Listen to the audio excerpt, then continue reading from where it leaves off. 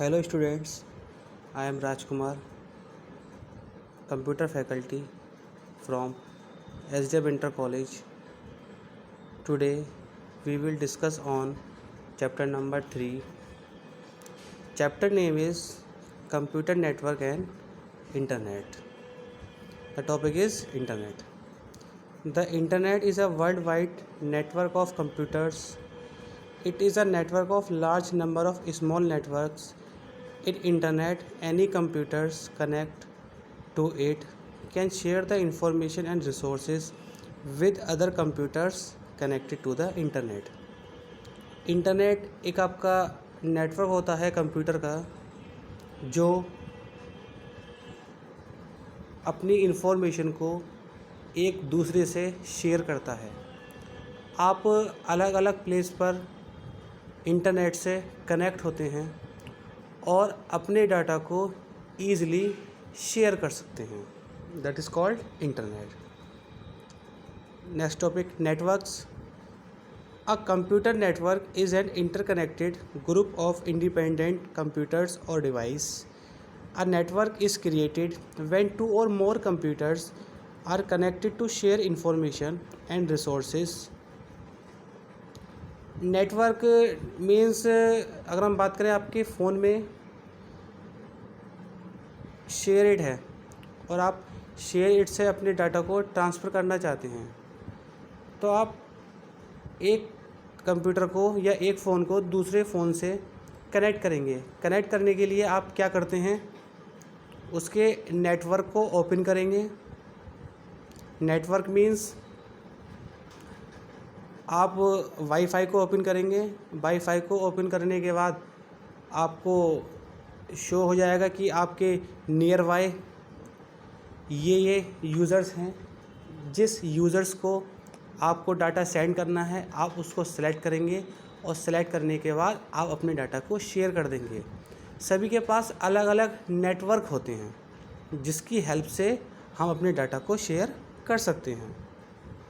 Next topic is need for computer network. First point है इसमें resource sharing. A computer network facilities resources sharing hardware resource like printers and modems। Means जैसे आपके printers होते हैं और modem होते हैं, ये आपके रिसोर्स शेयरिंग में आते हैं। Second point is file sharing. In a work place people using the same data can share it over a network bye storing it centrally. अगर किसी एक यूज़र को अपने 4-5 यूज़र्स में कोई भी एक फ़ाइल अगर शेयर करनी है तो वो एक ही पर्सन चारों को शेयर कर सकता है। That is file sharing. Next is number third, communication. Communication means क्या कि अगर एक पर्सन ने सेकंड पर्सन को कुछ सेंड किया और सेंड करने पर उसका आंसर उसने रिप्लाई दिया तो दैट इज़ कम्युनिकेशन।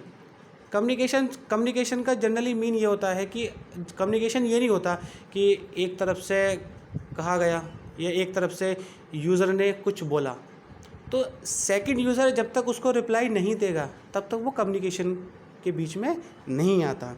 एग्जाम्पल अगर आप देखें तो जैसे ईमेल होता है। ईमेल में क्या करते हैं, ईमेल में आप अपनी फ़ाइल को शेयर करते हैं। शेयर करने के बाद जो यूज़र फ़ाइल को रिसीव करेगा, रिसीव करने के बाद कहीं ना कहीं कोई डाटा उसको रीड करेगा और रीड करने के बाद जो भी उसका आंसर है उसको रिप्लाई में उसको देना होता है।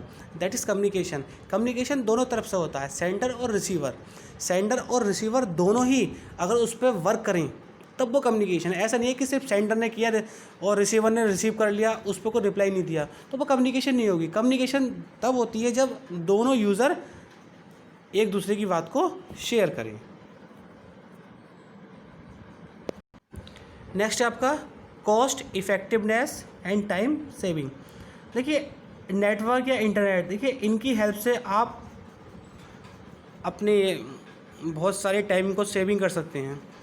Y sharing hardware devices like printers, scanner, webcam, modem, these are devices to save the time and cost. देखिए स्कैनर और प्रिंटर आप समझते हैं। देखिए प्रिंटर क्या होता है, प्रिंटर होता है आप कोई भी आपका सिस्टम पर कोई भी पेज है, अगर आप उसको चाहें कि आप उसको एक हार्ड कॉपी में लेना चाहते हैं तो उसको हम प्रिंटर का यूज़ करते हैं। स्कैनर क्या करता है, स्कैनर जो आपकी हार्ड कॉपी होती है उस हार्ड कॉपी को आपके सॉफ्ट कॉपी में चेंज कर लेता है। यानी कि अगर हम जनरली बात करें प्रिंटर क्या करता है, आपका प्रिंटर आपकी सॉफ्ट कॉपी को हार्ड कॉपी में चेंज करता है और स्कैनर आपकी हार्ड कॉपी को सॉफ्ट कॉपी में चेंज करता है। नेक्स्ट है आपका शेड्यूलिंग एक्टिविटीज़। अब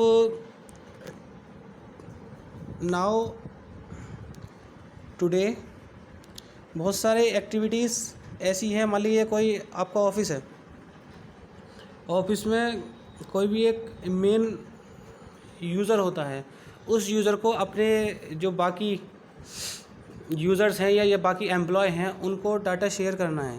तो डाटा शेयर करने के लिए उसने एक शेड्यूल बनाता है कि हमें इस टाइम में ये वर्क करना है और इस टाइम में ये वर्क करना है, और वो उसको एक ऑटोमेटिकली बना देता है, एक सिस्टम बन जाता है ऑटोमेटिकली कि उसमें कोई भी बीच में नहीं आने का। एक बार वर्क स्टार्ट हो गया तो वर्क स्टार्ट होने के, अगर मॉर्निंग में हम बात करें कि मॉर्निंग में हमारा स्कूल अगर 9 बजे लगता है और वो 1 बजे अगर छुट्टी होती है तो 9 से 1 के बीच में उसने सारी शेड्यूलिंग बना दी। सारी शेड्यूलिंग वो ऑटोमेटिक ऑपरेट होंगी। ऑपरेट क्योंकि आज का टाइम इंटरनेट का है तो इसमें हम नेटवर्क और इंटरनेट के थ्रू हम अपनी शेड्यूलिंग एक्टिविटीज़ को बनाएंगे। नेक्स्ट है आपका shared internet access. If there are many computers but a single telephone line, you can connect all the computers to the internet through the network। आप समझ रहे हैं, इससे क्लियर है कि अगर आपके एक फ़ोन में नेटवर्क है यानी कि इंटरनेट है और बाकी यूज़र्स को आप चाहते हैं कि वो भी शेयर करें, तो आप क्या करेंगे, अपने जो डाटा है उस डाटा को एक दूसरे शेयर कर सकते हैं। जैसे हम वाईफाई से करते हैं, हॉटस्पॉट से करते हैं। वाईफाई से हम अपने नेटवर्क को डिस्ट्रीब्यूट करते हैं और जो इसको एक्सेप्ट करता है, जो कनेक्ट करता है, वो अपने वाईफाई से नेटवर्क को कनेक्ट कर लेता है। नेक्स्ट है आपका डाटा सिक्योरिटी। आपको पता है कि नेटवर्क इंटरनेट के थ्रू आपकी डाटा सिक्योरिटी बहुत अच्छी होती है। आप इसमें पासवर्ड डाल देते हैं, पासवर्ड को एंटर करने पर आपका डाटा आपके पास सेव रहेगा। उसको कोई भी एनी अदर पर्सन यूज़ नहीं कर सकता जब तक आपकी परमिशन नहीं मिलेगी। तो डाटा सिक्योरिटी बहुत ज़रूरी है इंटरनेट और नेटवर्क के थ्रू, ठीक, जिसको कोई भी ओपन ना कर पाए। नेक्स्ट आपकी एडिंग है एडवांटेज ऑफ नेटवर्किंग। इसमें फर्स्ट है आपका ऑनलाइन शॉपिंग फ्रॉम होम। आप बहुत ही आसानी से ईज़िली अपने घर बैठे शॉपिंग कर सकते हैं। जैसे आपका फ्लिपकार्ट है, अमेज़ॉन है, इसकी हेल्प से आप अपने घर बैठकर सारे प्रोडक्ट को सीन कर सकते हैं और प्रोडक्ट को सीन करने के बाद जो प्रोडक्ट आपको अच्छा लग रहा है, जो आपको बेस्ट सेल मिल रहा है, आप उसको परचेज़ कर सकते हैं। यानी कि घर बैठे बैठे आप ऑनलाइन शॉपिंग कर सकते हैं। सेकंड है आपका data sharing. Users on a network can have access to common database, a database system where data is stored in an organised form. अब जैसा हमने बात करी अभी ऑनलाइन शॉपिंग की परचेज़ की, अब इसमें क्या है कि जो आपको सेल कर रहा है, यानी कि जो शॉपकीपर है जिसने एक वेबसाइट क्रिएट करी है, वेबसाइट क्रिएट करने पर उसने अपने सारे प्रोडक्ट को आपके सामने शो कर दिया, ठीक। अब उन्हीं सब डाटा को सब लोग देखेंगे, सिर्फ यही नहीं है कि आप ही देखेंगे, उसको सभी देखेंगे। तो क्या है कि आप अपने डाटा को शेयर कर सकते हैं, आप उनको जवाब दे सकते हैं कि हमें ये प्रोडक्ट ख़रीदना है। वो सभी के लिए कॉमन होता है, किसी के लिए स्पेशली नहीं होता। जो एक के लिए है वही सभी के लिए होता है। Second, sharing resource.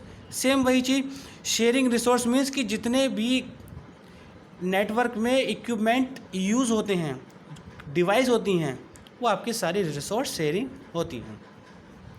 Sharing information can be any form of data such as document created in a work processing program और information provided via school database.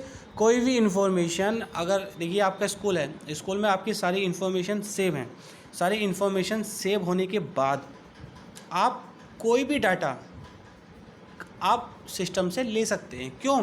क्योंकि वो आपका सारा डाटा सिस्टम में सेव हो गया। जब डाटा सेव हो जाता है तो आप उसको आसानी से रिट्रीव कर सकते हैं। नेक्स्ट है high productivity. Using computers connected to a network lets people exchange information with any other. When employees can easily access and exchange information they can more efficiently. अब हाई प्रोडक्टिविटी क्यों हो गई? क्योंकि आजकल सभी लोग इंटरनेट से जुड़े हुए हैं, सभी लोग चाहते हैं कि कोई भी डाटा है वो डाटा हमारे घर बैठे मिल जाए। तो इसमें क्या प्रोडक्टिविटी बढ़ रही है। लोग कोई भी प्रोडक्ट जाके ना खरीदने के बजाय उसको ऑनलाइन शॉपिंग करने के इच्छुक हैं। क्यों? क्योंकि इससे क्या आपका टाइम भी बचता है।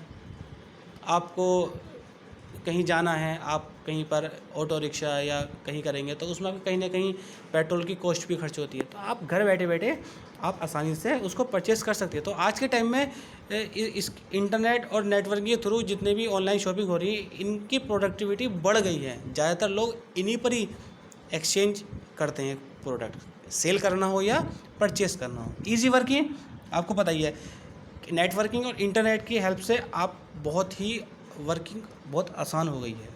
जितना पहले हमें किसी प्रोडक्ट को ख़रीदने के लिए बहुत टाइम लगता था और बहुत प्रॉब्लम होती थी, लेकिन आज के टाइम में इसकी हेल्प से हम बहुत आसानी से परचेस कर सकते हैं और आसानी से वर्क कर सकते हैं। नेक्स्ट है आपका ई कॉमर्स। ई कॉमर्स क्या है आपका? E commerce stands for electronic commerce. E commerce की हेल्प से आप अपने प्रोडक्ट को सेल कर सकते हैं और बाय कर सकते हैं, यानी कि खरीद सकते हैं और बेच सकते हैं वाय इंटरनेट। अगर हम बात करें फ्लिपकार्ट, अमेज़ॉन, ये सारे क्या हैं? ये आपके ई कॉमर्स ही हैं आपके। क्योंकि इसमें भी क्या होता है कि प्रोडक्ट खरीदे जाते हैं और बेचे जाते हैं। जनरली इसमें प्रोड्यूसर होते हैं, कंज्यूमर होते हैं, ठीक, डिफरेंट टाइप्स के होते हैं। एक आपका कंज्यूमर टू कंज्यूमर होता है, कंज्यूमर टू प्रोड्यूसर होता है, प्रोड्यूसर टू कंज्यूमर होता है। तो डिफरेंट टाइप्स है। इसमें क्या अलग अलग सिस्टम है कि एक तो एक कंपनी से दूसरी कंपनी को ट्रांसफ़र कर रहा है। एक कंपनी से, जैसे हमारा कोई पर्पस तो है नहीं कि हमें बेचना है या कोई बिजनेस करना है, हमें अपने पर्सनल में यूज़ करना है। तो ये आपका बिजनेस टू बिजनेस क्या है? बिजनेस टू बिजनेस ये है कि किसी एक कंपनी ने दूसरी कंपनी को बेचा, तो उसका बिजनेस था बेचना, और सेकंड जिसने ख़रीदा वो भी कहीं ना कहीं बाद में बेचेगा, तो उसका भी क्या है? बिजनेस है। बिजनेस टू कंज्यूमर क्या होता है कि बिजनेस का वर्क है कि उसे बिजनेस करना है, बेचना है। कंज्यूमर हमें बेचना नहीं है, हमें उसको यूज़ करना है।